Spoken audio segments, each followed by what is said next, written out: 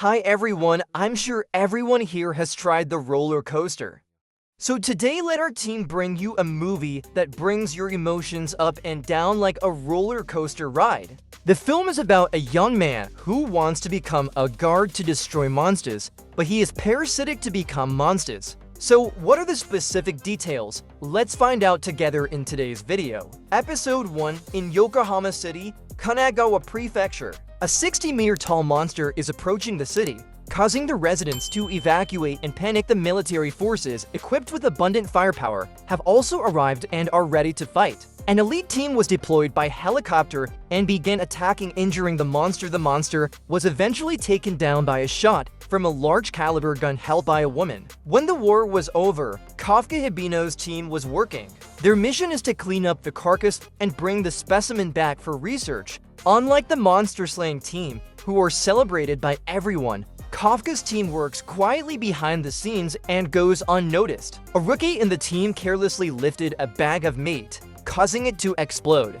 The blood inside was corrosive, but fortunately, it was only a superficial wound, so Kafka was able to handle it easily. Kafka was also assigned to clean another part, the intestines. Everyone knew what was inside them, and although he immediately refused, the order had been approved, so he had no choice but to accept. The foul smell lingered in his nose even after he returned, making him very uncomfortable. Suddenly, the TV showed footage of the girl from earlier that morning. Her name was Mina Shiro, and it seemed like she knew Kafka. At just 27 years old, she has defeated hundreds of monsters and currently holds the position of captain of Team 3. She is also a candidate for future division commander. Seeing that, Kafka felt a pang of envy, as he was still just a cleanup crew member. The next day, when Kafka went to work, he was introduced to a new employee named Rino Ichikawa, who was eager to join the Kaiju Defense Force. When Rino Ichikawa learned that Kafka once had the same dream, he asked Kafka why he gave it up. He was momentarily stunned and replied vaguely that there are higher mountains than the high mountains. However, Ichikawa didn't accept this explanation and walked away. Both of them were assigned to clean the intestines again, which made Kafka visibly uncomfortable, but he still worked with enthusiasm. Indeed, the smell was so dreadful that neither of them could eat lunch. Kafka gave Ichikawa a carton of milk to stave off hunger and a pair of nose plugs to lessen the terrible smell. By the end of the day, they quickly finished the task and packed up their belongings.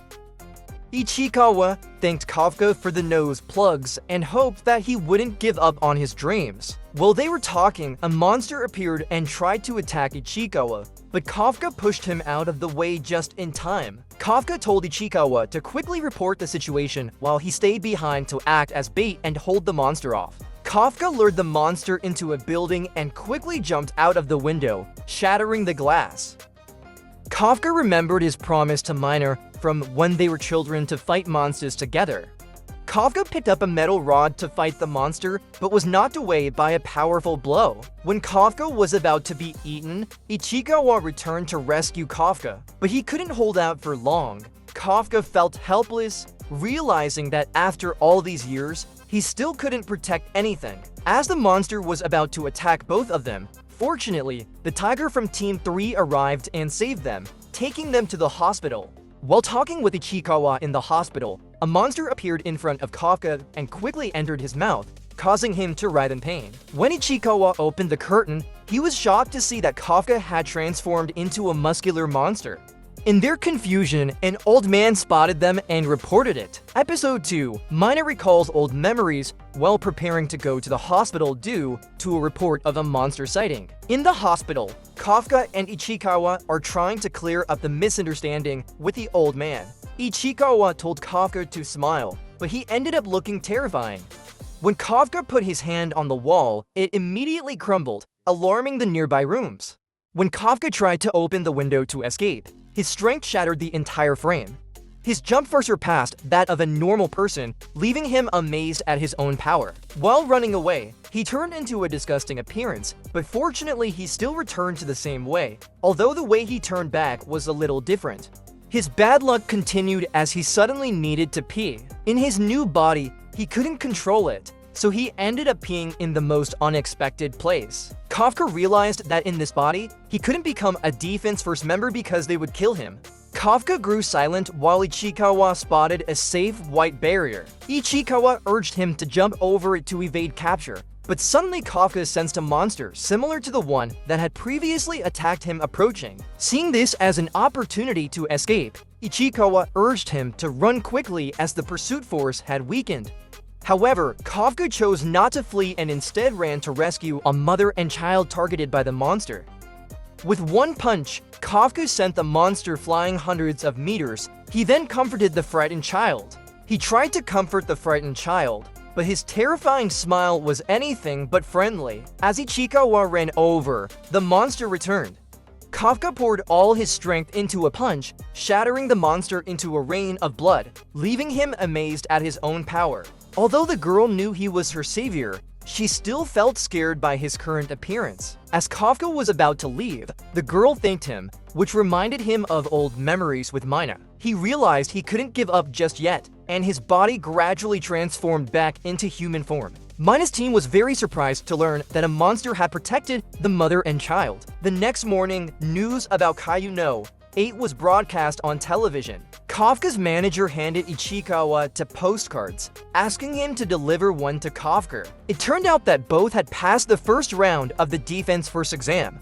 Ichikawa joyfully ran to deliver the news, but his excitement faded upon seeing Kafka in his monster form. Ichikawa told him to transform back, but Kafka did it carelessly, causing Ichikawa to angrily scold him. Ichikawa worried that Kafka would be exposed, but Kafka insisted on participating because he wanted to stand by Mina's side. Ichikawa's worries were justified, as Kafka accidentally transformed into a monster just by opening a can of soda. Who could trust him like this? At the exam venue, they encountered a rude blonde girl who not only called Kafka old man, but also demanded he park elsewhere with a bossy tone. Seeing her request unmet, the girl took off her coat to reveal a strange outfit underneath. With it, she effortlessly lifted Kafka's damaged car and tossed it aside, leaving both of them astonished. The name Kikaru Shinomiya reminded Ichikawa of something. She approached Kafka and smelled the monster scent on him. Episode 3, Kikaru seemed to detect the monster scent on Kafka, but Ichikawa intervened, explaining that Kafka was a cleanup crew member, which helped them avoid trouble. Kafka secretly transformed his arm into a monster's to lift his car in response to Kikaru.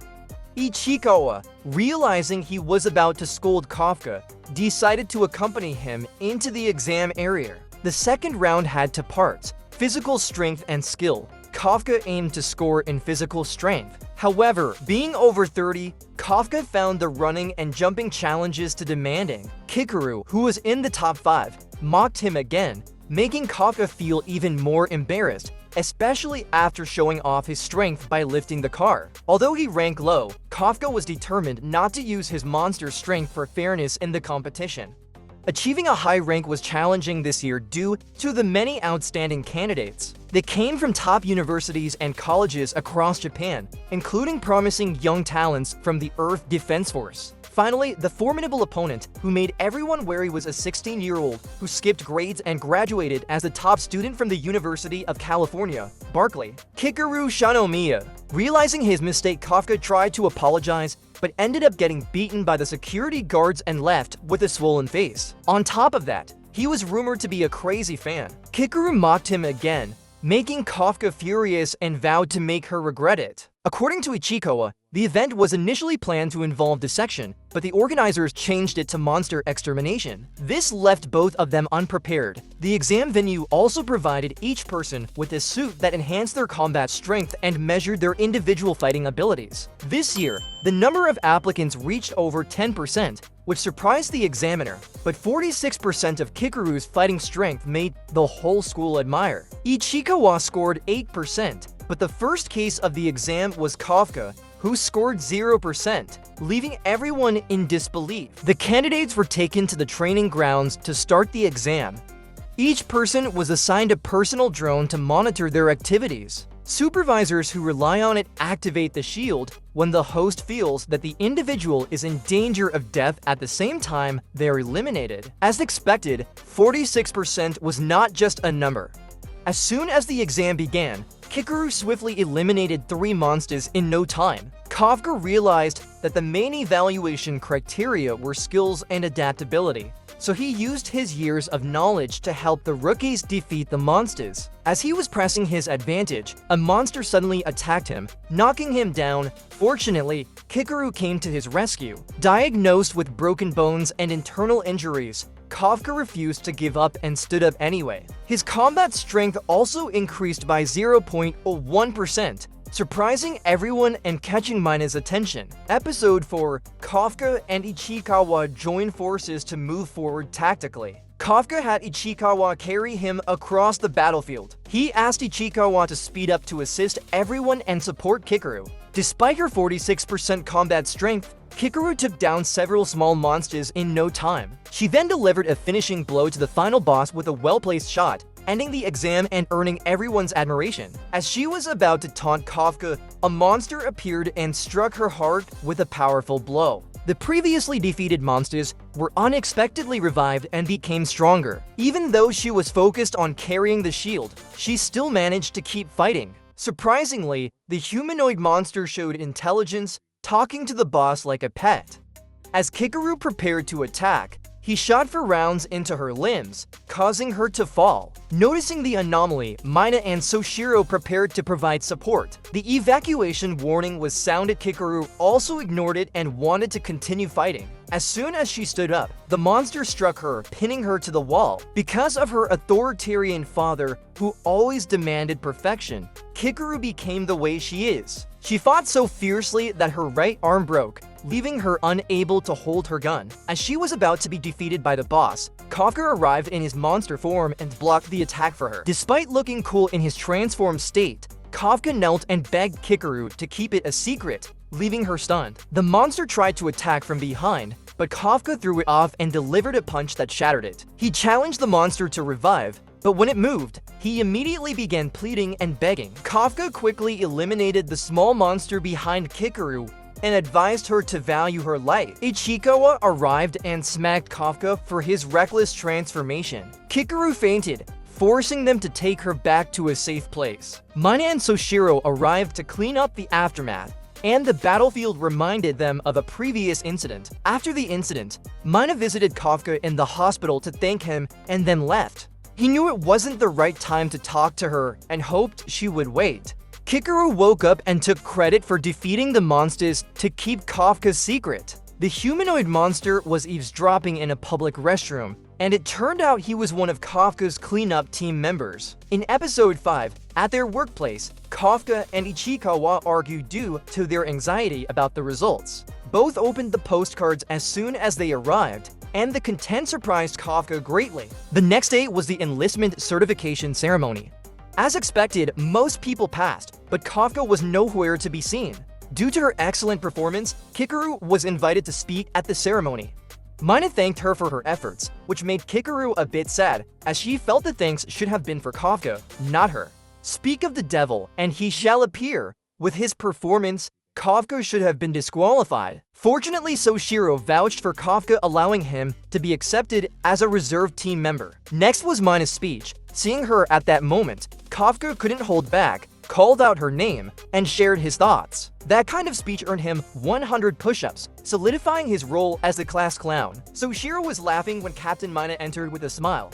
The vice captain also accepted Kafka to investigate the anomaly of Kafka's life signs disappearing during the level 9.8 monster's appearance. After completing his punishment, Kafka was called out by Kikaru for a private talk. The two discussed Kafka's transformation into a monster, causing a commotion that angered Ichikawa for fear of exposure. Kafka considered informing the defense forces, but was terrified after Kikaru warned him he'd be turned into a test subject and weapon parts. Kafka asked Kikaru to keep his secret, and she warned him that if he ever actively kills someone, she herself will take him down. The new recruits then went through their training. Their skills continued to improve. Kafka's combat power increased by 1%, and he happily bragged about it to Kikaru. At the end of the training, everyone was made to run 10 laps around the field, leaving them all exhausted. In the sauna, the guys were eagerly showing off their muscles. Kafka also wanted to show off a bit, but his beer belly was revealed, causing everyone to burst into laughter.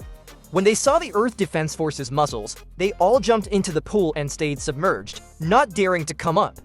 Everyone talked about their goal of becoming a defender, inspired by Mina. Kafka, being Mina's childhood friend, was pressured to share detailed stories, which were so shocking that the boys ended up lying down in exhaustion. The rookies trained hard and grew closer. At night, while others slept, Kafka studied diligently at the library and was spotted by Soshiro.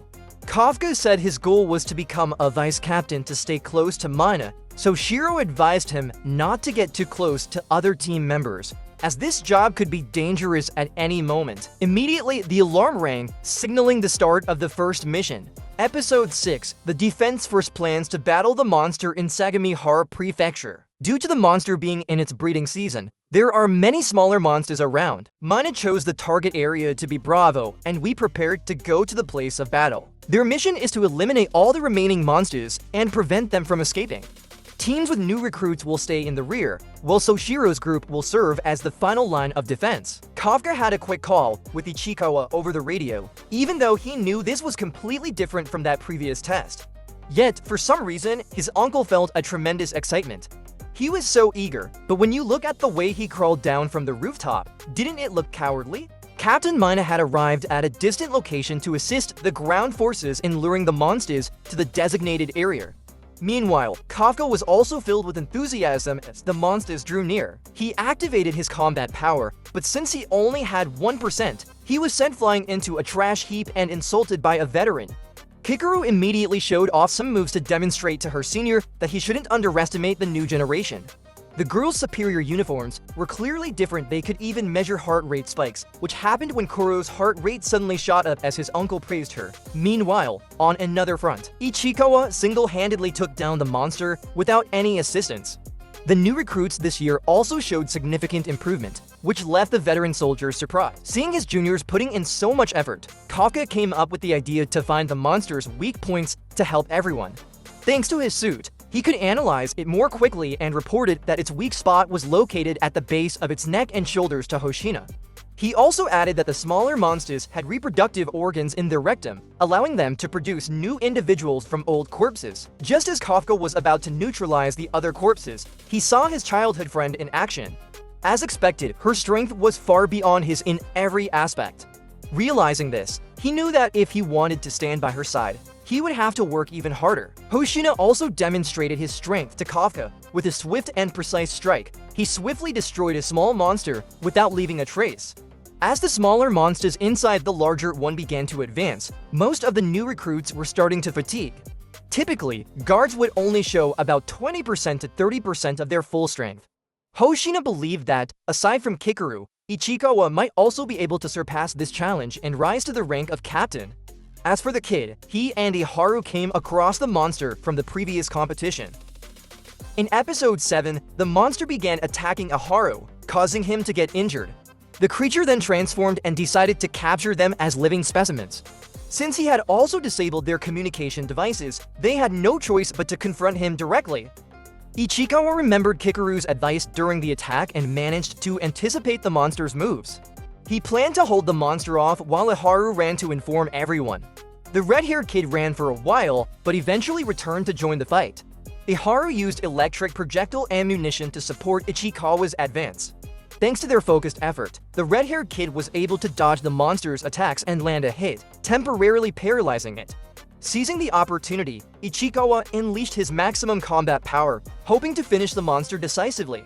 However, the monster used nearby monster corpses as a shield, blocking Ichikawa's attacks and retaliated with a barrage of strikes, causing Ichikawa to fall.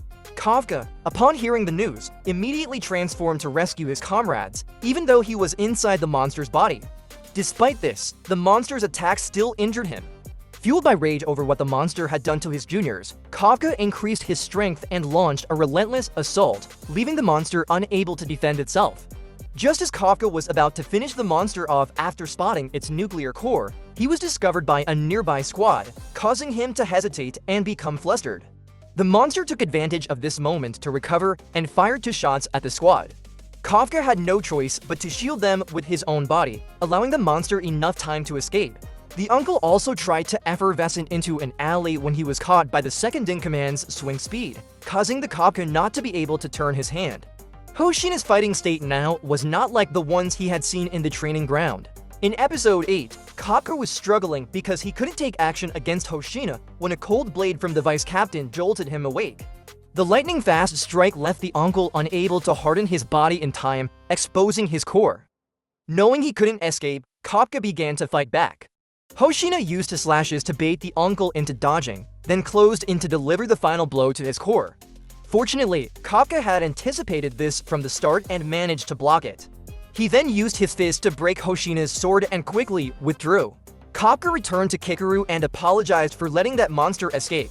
Despite being covered in wounds, the uncle still wanted to check on Ichikawa and Iharu, but she stopped him and scolded him harshly. The young girl reprimanded him for confronting the vice captain, warning that if he had discovered anything, everything would have fallen apart.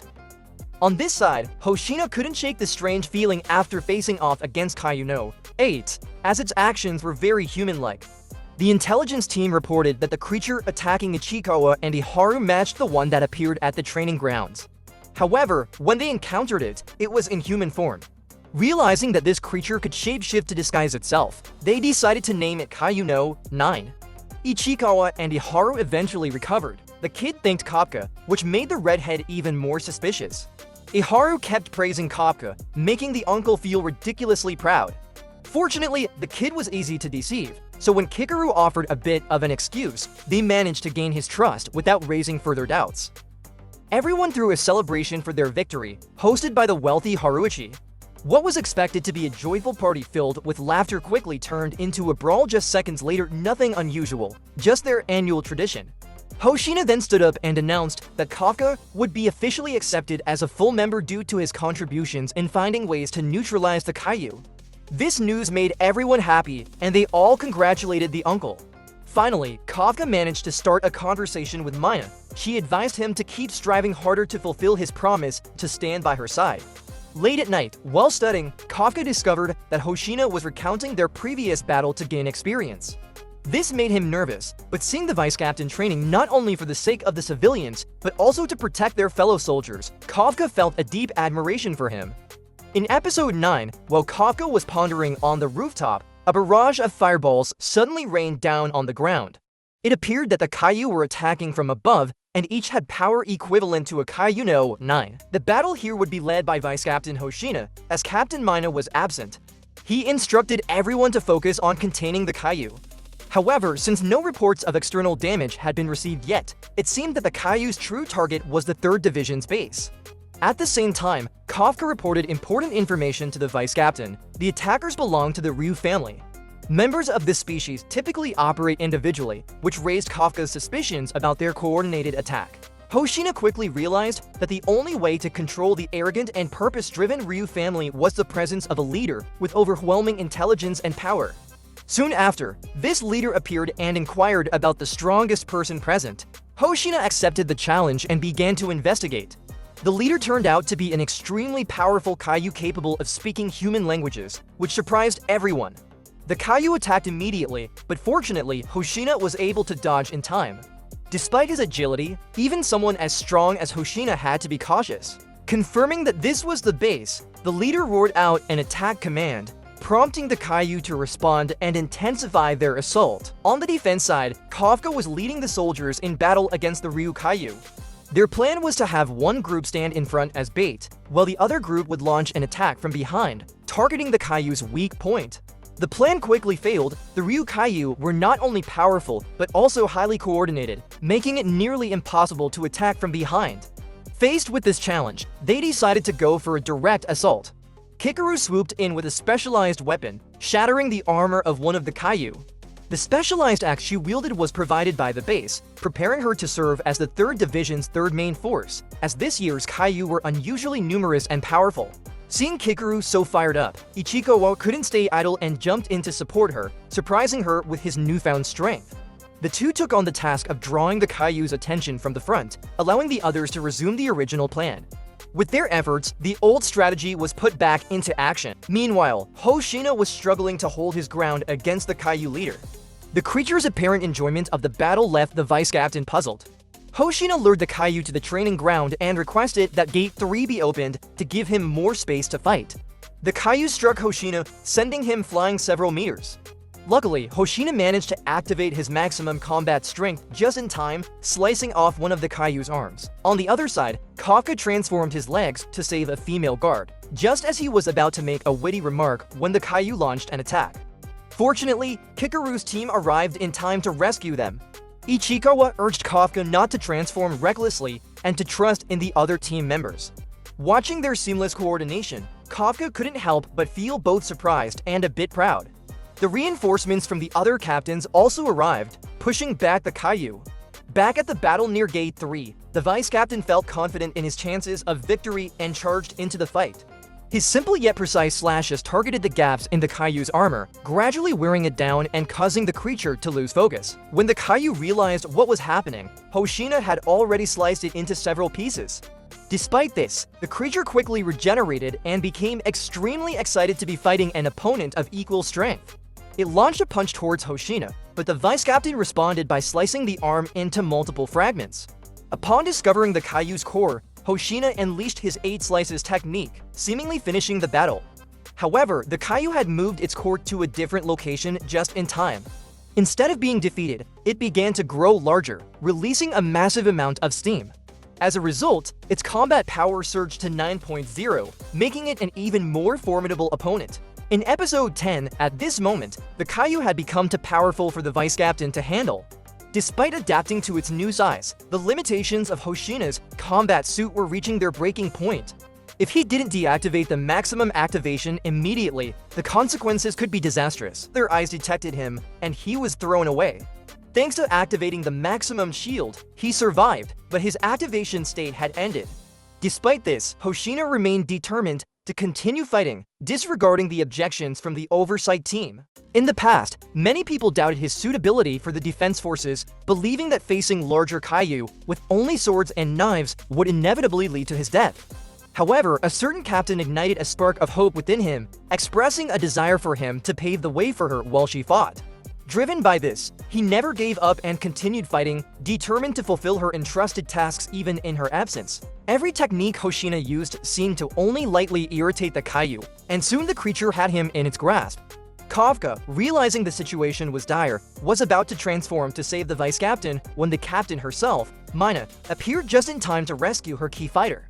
Mina's arrival boosted everyone's confidence, but the situation remained complex, as they needed to wear down the Kaiju's agility. Hoshina charged in, aiming for the Kaiju's legs to force it to kneel.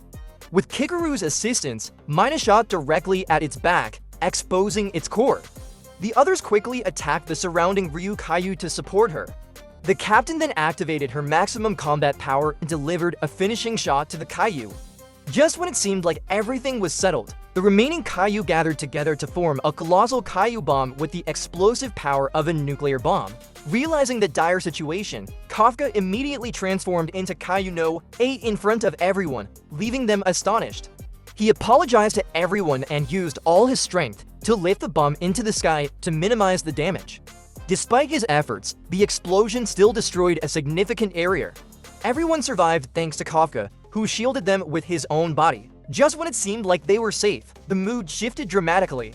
Despite Kafka's heroic actions, every weapon was now aimed at his back. Kaiju No 8 was being apprehended. In episode 11, the top leaders of the defense forces convened an emergency meeting to decide how to handle Kaiju No 8. The commander, who is also Kikaru's father, issued an order for the 3rd Division to transfer Kafka for detention and further deliberation. At this moment, Kafka was isolated in a special facility, wondering what the researchers would do with him. Mina and the vice captain entered to escort him to headquarters. As Kafka stepped outside, he felt uneasy about facing them, especially Ichikawa. Despite the situation, Ichikawa remained hopeful that Kafka would return and waited on the transport vehicle. Mina reassured Kafka that no one in the team viewed him as an enemy. They were all working hard to find evidence that could help Kafka avoid a death sentence. Kafka asked Mina if he could still aim for a position beside her in the future. Her answer was to wait and see, which brought the 32-year-old man to tears. Outside, the entire 3rd Division stood in formation to bid farewell to the 2 departing individuals. Upon arriving at headquarters, Kafka was confined in a highly secure room. Everyone in the 3rd Division was deeply worried about him, but felt powerless, as the situation was beyond their control and beyond their ability to address. When Kikaru approached her father to request that he revoke the death sentence for Kafka, she presented an X-ray showing Kafka's core located on his left side. Despite this evidence, her father refused to retract the execution order. Nevertheless, Kikaru remained resolute in her belief in Kafka, holding on to the trust and bond they had developed while working together in the same team. Mina informed her team that they would be temporarily reassigned to other units, as their current environment was no longer suitable for training new recruits. Most of the team members were unhappy with this decision, but Ichikawa accepted the order without hesitation. The prison door opened to reveal Commander Shinomiya. He demanded that Kafka's restraints be removed and immediately began attacking. Seeing that Kafka still refused to acknowledge himself as a Kaiju, the commander did not hesitate to equip himself with specialized weapons made from parts of Kaiju No 2, which had previously destroyed an entire city. Thus, the execution began in earnest. As expected of someone acclaimed as the strongest in the defense forces, Commander Shinomiya relentlessly attacked Kafka, forcing him to transform. However, Kafka now struggled to control his body. Outside, Kaiju No 8 continued to evolve, becoming increasingly ferocious.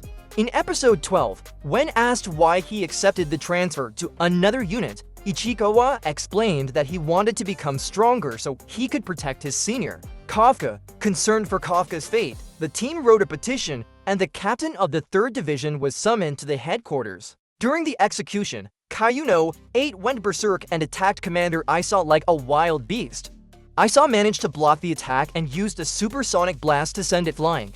However, this body was merely a decoy, and Kaiju No 8 quickly regenerated from its core. Simultaneously, with Isao's support, the Kaiju unleashed a powerful shockwave punch from both Kaiju forms, destroying even the 2nd layer of the most fortified section of the headquarters. According to the vice captain, instead of executing Kafka while he was still human, Commander Isa chose to fight Kaiju No 8, which left him puzzled.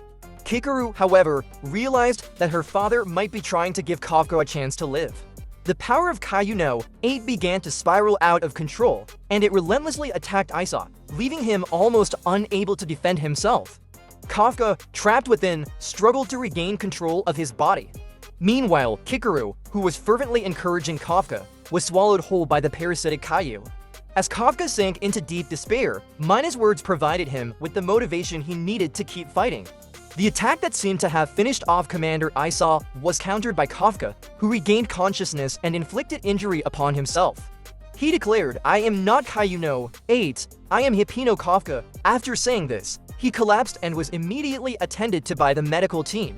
A quick meeting was convened regarding the execution of Hibino Kafka. Mina was summoned, primarily to prevent her from feeling responsible for the outcome of the trial.